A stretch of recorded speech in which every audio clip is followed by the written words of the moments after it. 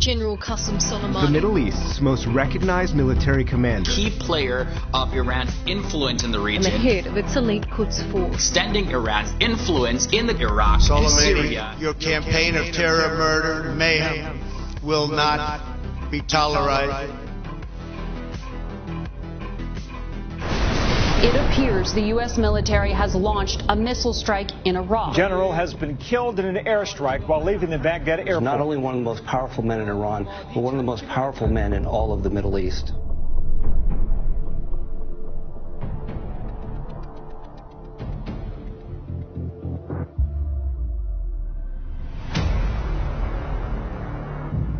UN expert has concluded that the assassination was in fact in violation of international law. For such killing to be lawful under international human rights law, the United States in this case will need to demonstrate that the commander himself was posing an imminent threat to other people's life.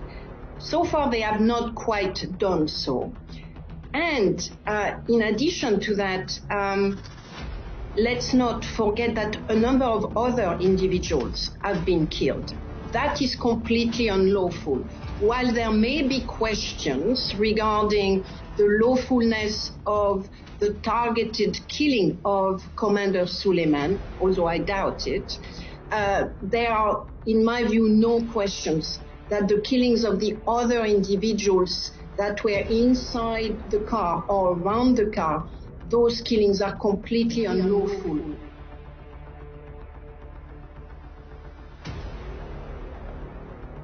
And he was planning a very big attack and a very bad attack for us and other people. And we stopped him. President Trump's decision to remove Qasem Soleimani from the battlefield saved American lives. Many other members of Congress have walked out of those briefings saying they didn't see anything new. They didn't see convincing evidence of an imminent threat. The narrative that the Americans have created that he was out to kill Americans is nonsense. The Americans lie all the time. The administration said this strike was done based on an imminent threat, but this morning you said we didn't know precisely when and we didn't know precisely where. That's not the definition of imminent. And General Qasem Soleimani was supposed to meet the Iraqi Prime Minister that morning, according to the Prime Minister himself. So he's not the person who would have been planning any particular incident. He's the strategic planner for Iran.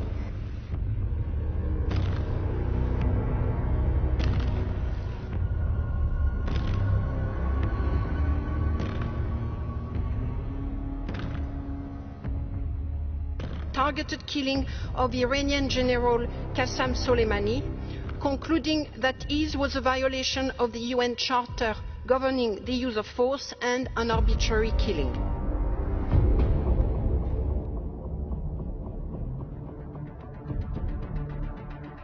Because the United States initiated an act of aggression against Iran in a very excuse the language, cowardly way. They killed one of the high-ranking generals of another country, and then they said they did that to avoid a war, or that now is the time for de-escalation.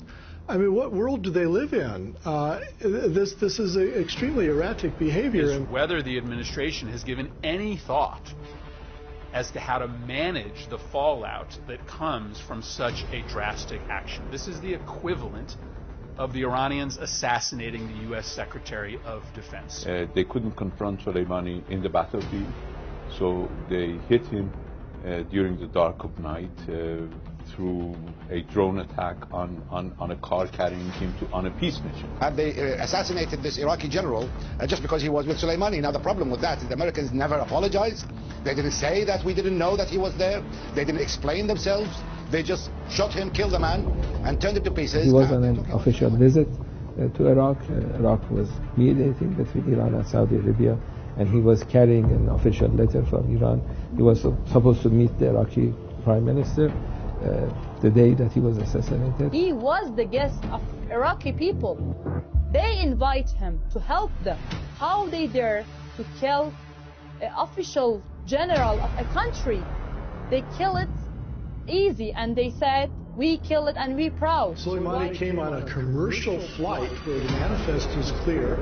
He checked through Baghdad airport with a diplomatic passport, and then Trump just blew him away along with several other people, including a high-ranking Iraqi military official. America has made the biggest mistake in their history, and if this is not going to be the beginning of Third World War, to me it is going to be a beginning to an end for American presence in the region and American superiority to be broken in the whole. The daughter of Qasem Soleimani essentially speaking at her father's funeral ceremony, saying that, quote, his martyrdom will bring a dark day to the United States and to Israel.